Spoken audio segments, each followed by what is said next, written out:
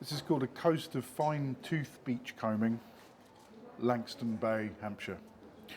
Depressed by all the rubbish I found on the last trip, I want to know what can be done about it. My good friend and colleague at the University of Portsmouth, McCabe, is one of a rising number of beachcombers who help to clean the coast. If we find plastic, we pick it up and put it in the bin, he says, as we trudge the green seaweed-carpeted shingle of Langstone Bay near Portsmouth on a steaming June day. A lot of people's hobbies take place on land, and others, like sailors and surfers, operate in the sea. You hope they respect their environments. Beachcombers inhabit the space between land and sea, and we have to respect it. On September the 15th, 2018, Dan was one of hundreds of thousands of people who gathered 20.5 million pounds of waste from the shores of over 100 countries. Such initiatives, along with volunteer beach cleans across the UK, are pushing back against pollution. Armed with a pincer and rubber gloves, Dan retrieves from the strand line a radiator cap with "Made in the Netherlands" on it and some cling film from a cigarette packet. Further up, the strand line has gone a sickly grey due to a grim variety of waste that beachcombers can't redress. Over the last year, the Southern Water Company has dumped thousands of gallons of human feces, sanitary towels and other delights into the Solent. I've watched toilet rolls washing up right here, Dan says. Beachcombers are often the first to see these horrors. We're on the ground when they happen. The horrors weren't accidental, they were a business decision. Perversely, it was cheaper for Southern Water to fling the sewage in the sea and take the £90 million fine than to pay for treating it.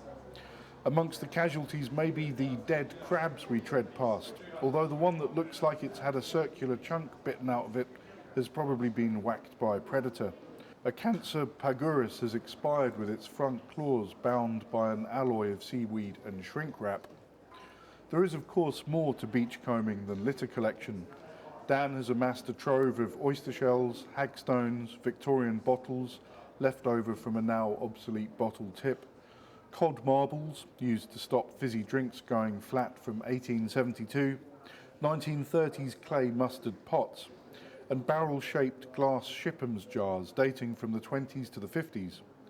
In its East Walls factory in nearby Chichester, Shipham's manufactured fish pastes, and before that, preparations made from Bermudan turtles, eaten by generations of Hampshire and Sussex people. As a graphic designer, Dan loves the typography of the signs and brands on these items. This afternoon we find intriguing fragments, but nothing worth keeping in Dan's view. He doesn't fret if he ends a comb empty-handed. It's not a competition, he says, and it's about quality rather than quantity. Whether or not I take anything home, these walks are good for my well-being. I connect with nature, clear my head of stress. Sometimes beachcombers are humbled by the scale and age of the natural things they find. Just 2 months ago, a 6-year-old boy found on Bordsey Beach, Suffolk, a lacquer-shiny black tooth once belonging to a 20-million-year-old megalodon or giant shark that would have measured 16 to 18 metres long. Such blasts from the distant past should remind humans that they were never the first, the biggest, or the strongest species on the planet, despite often behaving like they are. Though Dan would never sell his finds, and certainly not ones like that tooth, which should be in museums in his view, plenty of others do. Langstone's antique jars and bottles can go for £5 to £25 or more. Literally, but in another sense ironically, the beachcomber's El Dorado is a load of plastic. In 2003, rare bits of Lego started appearing on beaches in Devon and Cornwall. The fugitive toys were traced back to the Tokyo Express cargo ship that 6 years before had hit cruel weather near Land's End and lost 62 caravan-sized containers to the deep. The Lego pieces were aptly maritime themed: flippers, life rafts, scuba tanks, spear guns. The rare green dragons and octopuses are today some of the most collectible curios amongst British beachcombers. Dan's proudest discovery is a lump of charred wood that he uncovered mudlarking, where you scavenge in the mud rather than on the beach, in the Thames near the Globe Theatre.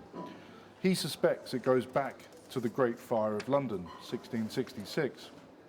There's a story behind everything you find, he says. In this way, combing inspires his own art, which often focuses on historical events.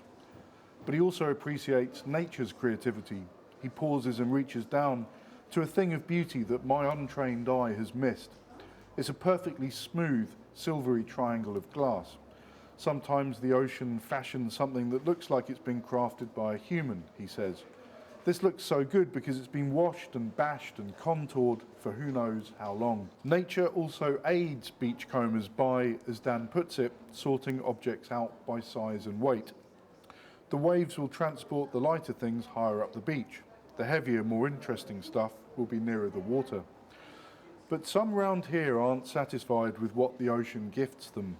Dan tells of a local man who has dug holes, some of them 8 feet deep, in the land behind the seawall. He's unearthed tiles, silver spoons, and even World War II medals that he's sold on for tidy profits. There are problems with this. Firstly, the land isn't his. It belongs to a farmer who's tried to bring the law down on our pound shop Indiana Jones.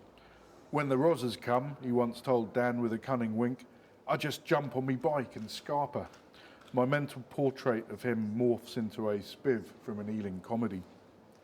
The other problem is that his holes are weakening the sea wall, which has already collapsed at one point, letting the salty water in. It's quite a sight when we come across it. A stream skulks from the sea, courses through the shingle and fans out into the vegetation. All that's left of the wall are snaggy hunks of concrete like huge broken teeth.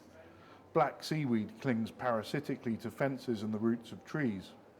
The farmer can't afford to fix the wall himself, so the council have stepped in, but the damage has already been done. The field is now a marsh. The farmer's cattle can't graze, he can't make a living.